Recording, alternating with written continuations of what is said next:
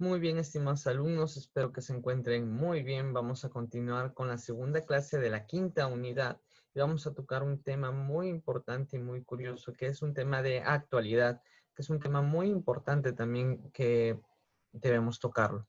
Vamos a hablar acerca de los transgénicos. ¿Qué son los transgénicos? ¿Cómo se forman? ¿Dónde lo podemos encontrar? Y precisamente vamos a detallar con algunos ejemplos de alimentos transgénicos principalmente. Bien, entonces empezamos el segundo tema de la quinta unidad. Bien, entonces vamos a ver por acá qué son los transgénicos o cómo se producen los alimentos transgénicos o qué quiere decir alimentos transgénicos. En algún momento creo que alguien por ahí ha debido escuchar esta palabra, una palabra muy famosa hace unos cuantos años, alrededor de hace unos 10, 5 años más o menos aproximadamente se empezó a volver por popular. Sin embargo, no es algo que sea tampoco tan nuevo no lo es. Sí, sin embargo, sí se empezó a popularizar recientemente. ¿Qué son los alimentos transgénicos? Entonces, vamos a tener que ver que los alimentos transgénicos son aquellos que se producen a partir de un organismo modificado por ingeniería genética. Entonces, los ingenieros genéticos o esta ciencia de ingeniería genética va a modificar a ciertas especies, ciertos organismos, para que les agreguen o en otro caso también les quiten genes y así poder obtener características o funciones que se desean o que se esperan, tratando de mejorar de esta manera el alimento que se va a consumir o el organismo que se va a formar, ¿no? Entonces, se genera, lo que se busca es que a un organismo se modifique siempre para sacarle una mayor ventaja, un mejor provecho. Bien, y por acá hay una pregunta que nos dice, ¿qué alimentos que consumimos son transgénicos? Ya lo vamos a ver esto un poquito más adelante, pero vamos viendo que los alimentos transgénicos que más se consumen son aquellos que, digamos, son muy básicos o digamos, que se pueden hacer en gran cantidad y que son consumidos mayormente en gran cantidad, como las harinas, como el trigo, como la soya, como la avena. Entonces, esto es algo que se consume masivamente, que se consume en grandes cantidades también, dependiendo de las regiones o de los lugares, ¿no? Pero principalmente estos son alimentos transgénicos que la mayoría de personas a veces consumimos y ni siquiera le hemos sabido, ¿no? Entonces, por ahí ya anda apuntando para que tengas en cuenta todo esto.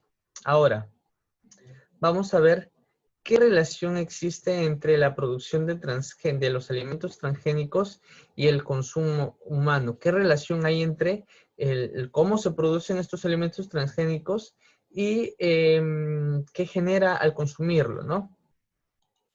Entonces, miren, primero tenemos que saber que los alimentos transgénicos, en primer lugar, han sido modificados justamente por tratar de abarcar o tratar de generar, de optimizar lo que es el consumo humano.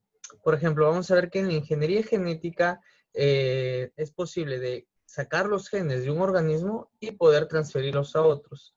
A eso al organismo que recibe los nuevos genes se le va a denominar organismo receptor. El organismo receptor es aquel que, digamos, está modificando o es lo que se va a querer mejorar.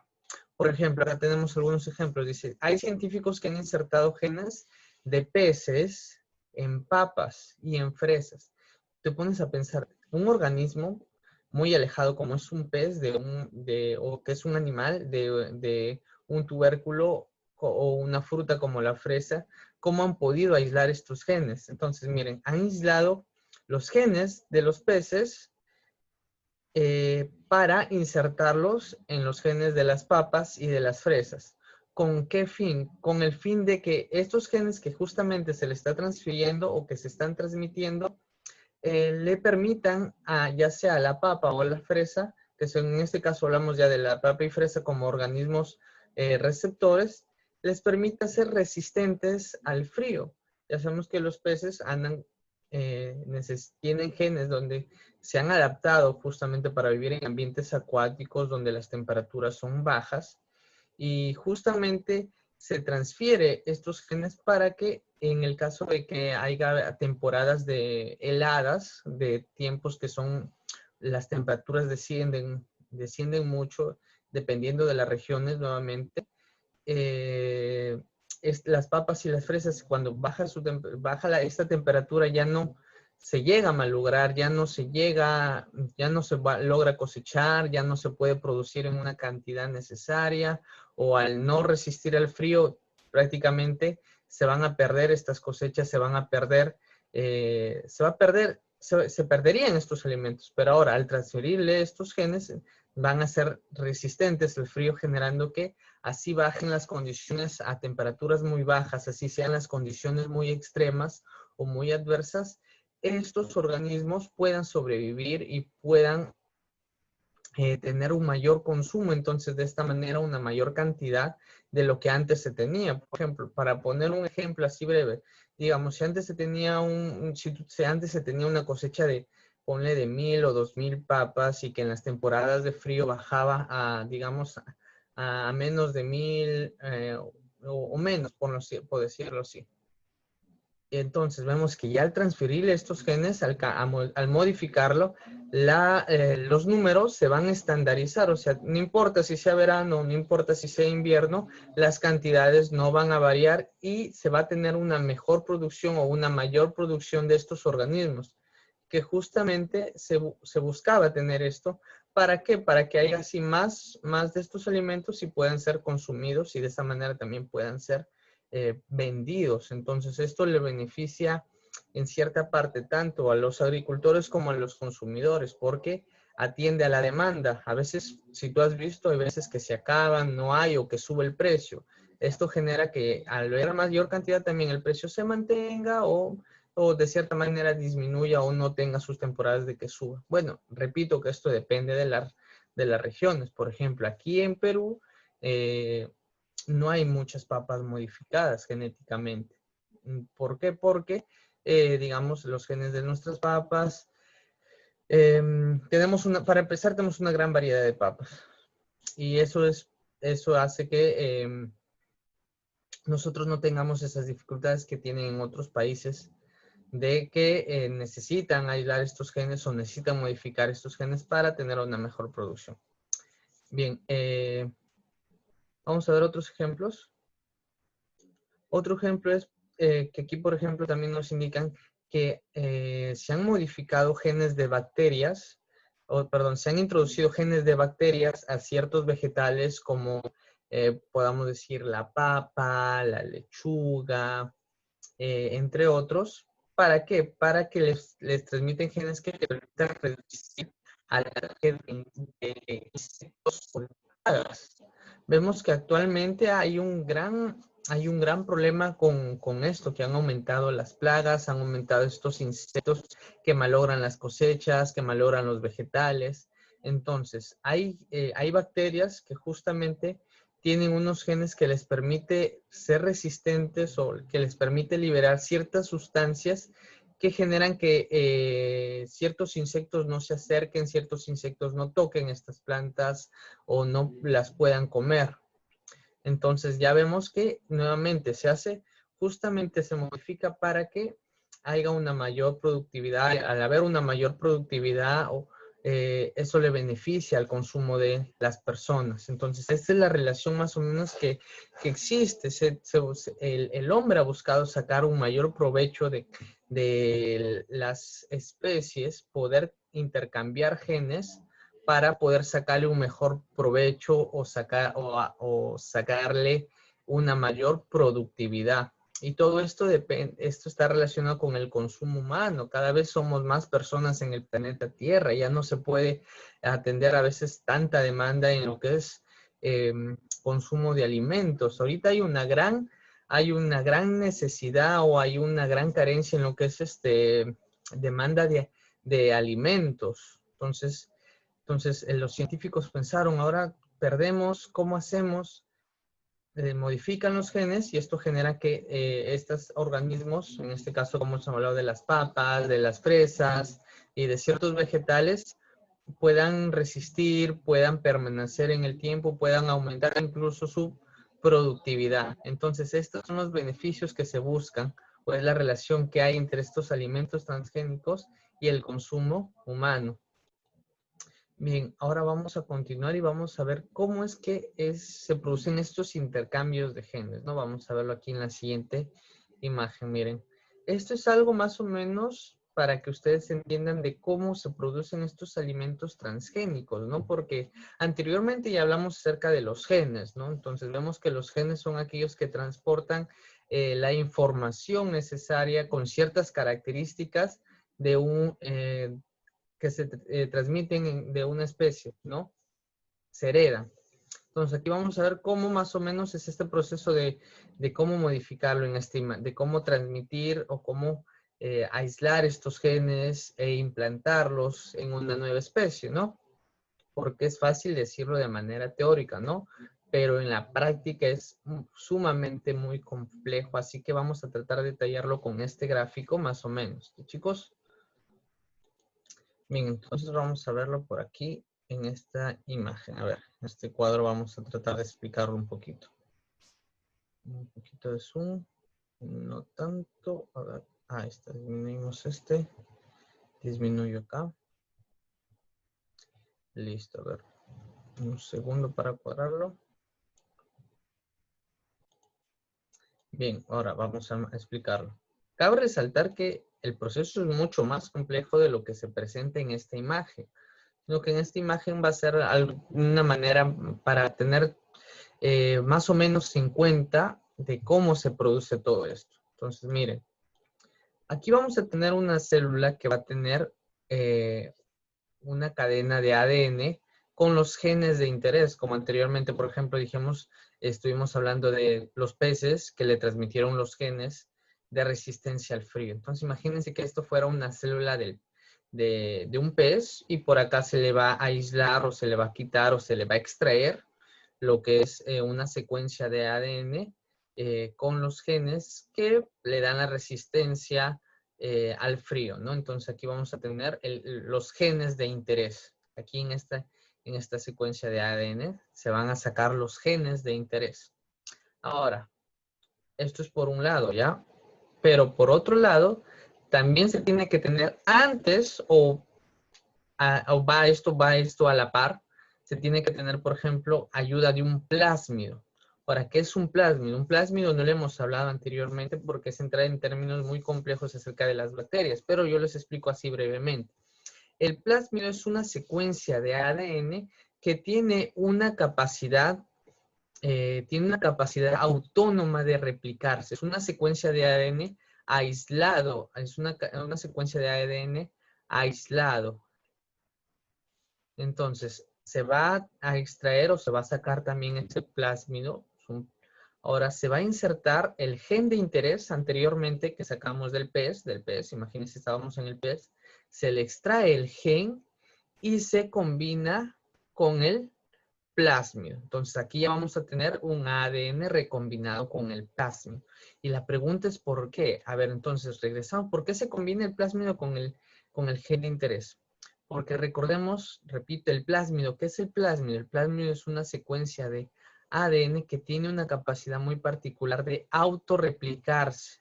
Entonces, se está combinando el gen de interés o la secuencia de genes de interés con el plásmido para que a la hora de insertarlo a una nueva célula, ya sea una bacteria o una nueva célula, se pueda replicarse por sí misma. O sea, tenga esa capacidad que tiene el plásmido de poder replicarse por sí misma y generar más copias.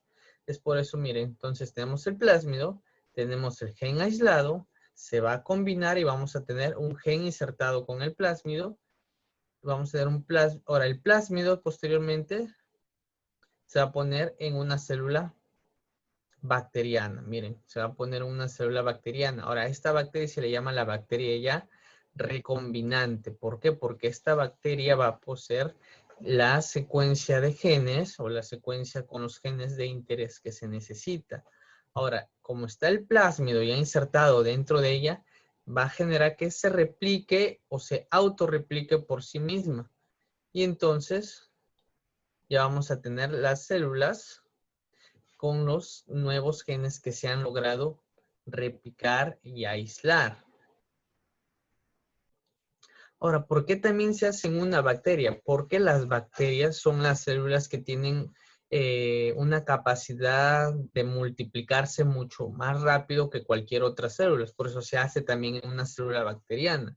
Si ustedes ven, o anteriormente que tuvimos la oportunidad de tocar células bacterianas, cuando les puse una imagen, no sé si muchos recordarán, vimos cómo estas se reproducen inmediatamente, muy rápido. Entonces, justamente también se hace eso para que el gen de interés lo puedan tener en mayor cantidades y ya puedan tener varias copias de estos genes que se han podido replicar. Entonces, ya van a tener mucho más material con que trabajar. Ahora, una vez que tienen ya estas células con los genes de interés, se van a extraer ya copias del gen y también se pueden extraer copias de proteínas. Entonces, muchas veces se va a extraer copias de gen y copias de proteínas. Ahora, ya estos genes posteriormente se insertan en los organismos receptores. Por ejemplo, los ejemplos que mencioné anteriormente como las papas, las fresas, las fresas y los vegetales que resistían a ciertos insectos, ¿no? Por ejemplo, estas copias de gen a veces también van a poder ser, por ejemplo, acá tenemos para que puedan resistir a las plagas, ya lo mencionamos, o para que puedan a ciertas bacterias, por ejemplo, se las altera, se las modifica para que puedan desintegrar o limpiar ciertos desechos tóxicos. Sabemos que este es un gran defecto o es un gran problema que ha habido muchas veces, ¿no? Los derrames de petróleo, ya sea en el mar o en mar, lagunas o ríos. Hace un par de años tuvimos una gran noticia, no sé si muchos recordarán, de que se contaminó gran parte de los ríos y de los lagos en la selva justamente por petróleo. Entonces, al haber esta necesidad también se han logrado, gracias a la ingeniería genética, modificar ciertas bacterias para que puedan limpiar estos desechos tóxicos. Claro que aún falta seguir trabajando en ello porque sabemos que no es tampoco como que, uy, ya le pongo esto, limpian y asunto arreglado. Lamentablemente es muy complicado todavía tratar este tipo de asuntos de desechos tóxicos, pero ya esto ya es una opción o es algo que ya por lo menos genera una ayuda para poder hacerlo. Entonces tenemos ahí estas modificaciones que se hacen, ¿no? Gracias a las copias del gen y también gracias a las copias de las proteínas. Por ejemplo, vamos a tener proteínas que se utilizan para disolver coágulos y se utilizan en las terapias de corazón, ¿no? Imagínense, a veces los infartos cardíacos justamente se producen porque las arterias o las venas del corazón se han quedado taponeadas, se han quedado con pequeños coágulos y ya no circula la sangre, eso produce justamente el paro cardíaco. Entonces, justamente se aísla también estas proteínas y estas proteínas permiten también disolverse ciertos coágulos en las terapias que se utilizan para los ataques del corazón. En la terapia de ataque del corazón se utilizan estas proteínas, ¿no? Entonces, estos son algunos ejemplos, o es un esquema muy importante que si es posible, pásenlo, copienlo, háganlo a mano para que de esa manera también se les quede mucho mejor a ustedes de cómo se transmiten o cómo se aíslan estos genes y producen justamente lo que vemos en este tema, los transgénicos. Ahora, cuando hablamos de transgénicos, no solamente hablamos, como ustedes están viendo, no solo están hablando de que se aísla de un gen, por decirlo, animal o de bacteria a una planta. También se producen o actualmente se han producido animales transgénicos. Eso quiere decir que los genes de otro organismo han sido plantados en animales. Entonces, hay plantas transgénicas, hay animales transgénicos, Hay bacterias transgénicas también. Entonces, cada vez que hablamos de un transgénico, estamos hablando de un organismo genéticamente modificado, al cual se le han insertado genes de otro organismo. Si hablamos de que se le inserta a las plantas, estamos hablando de plantas transgénicas. Se han insertado animales, animales transgénicos. Y así. Ahora, entonces, ¿qué organismos son transgénicos y dónde están? Entonces, vamos a ver. Entonces, miren, aquí vamos a ver. Quiero ganar un poquito esto. A ver. No, ya estábamos pasando al otro tema.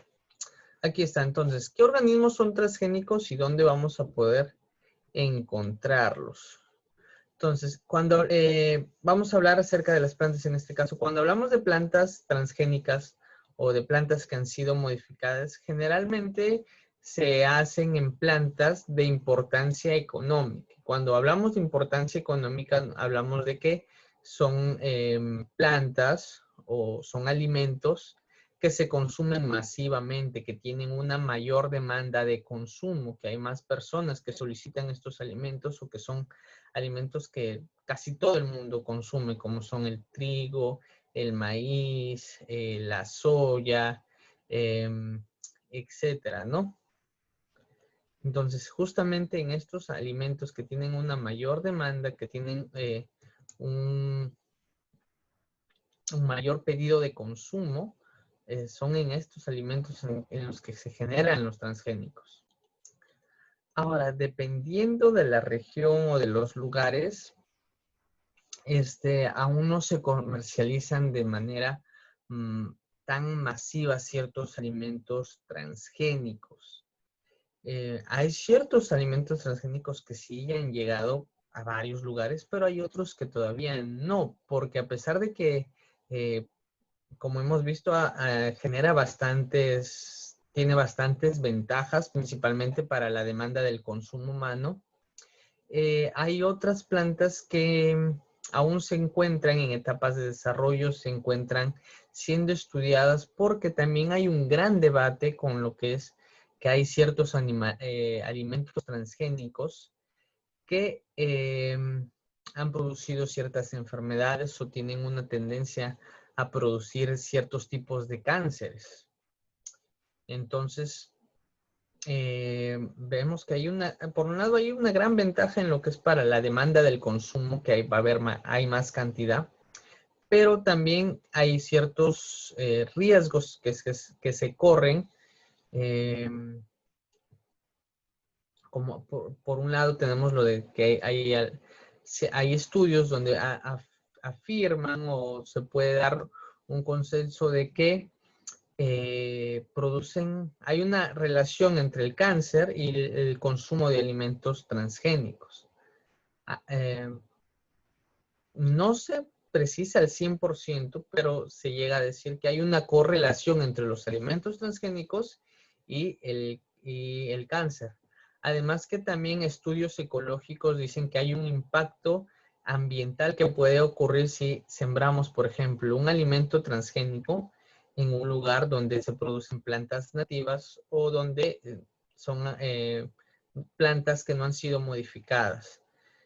Hay un problema para la ecología en ese lado, hay un problema también en la ecología en el aspecto de que se dice que ciertos alimentos transgénicos, una vez que son plantados en el sector, se dice que esa tierra se vuelve infértil, ya no produce. Entonces, hay muchos estudios que se están haciendo sobre esto y la verdad que por un lado es complicado, es debatible todo esto, pero entonces, ¿será bueno comprar alimentos transgénicos? ¿Será bueno comprar ciertos tipos de estos alimentos? Y la respuesta es que hasta que no se hayan un estudio compartido, si ustedes entran a investigar, entran a detallar, por ejemplo, la mayoría de científicos, nutricionistas, biólogos y expertos en el tema recomiendan no tenerle miedo a los transgénicos, pero tampoco consumirlos abiertamente y masivamente. Entonces, se tiene que tener un equilibrio entre este tipo de alimentos. Ahora, los alimentos que sí, que digamos, si tienen el permiso de circular masivamente o de abiertamente, generalmente son alimentos o son productos que hay unas siglas ahí. Entonces, de aquí su tarea, de aquí no tarea para que yo les deje y les revise, sino tarea para que ustedes, digamos, puedan interactuar o verificar cada vez que compren ciertos tipos de alimentos, como por ejemplo la soya, que la compran, ciertos tallarines, ciertos fideos, ¿no? Eh, este tipo de productos, vean que hay, si tienen estas siglas de OGM, que son organismos genéticamente modificados.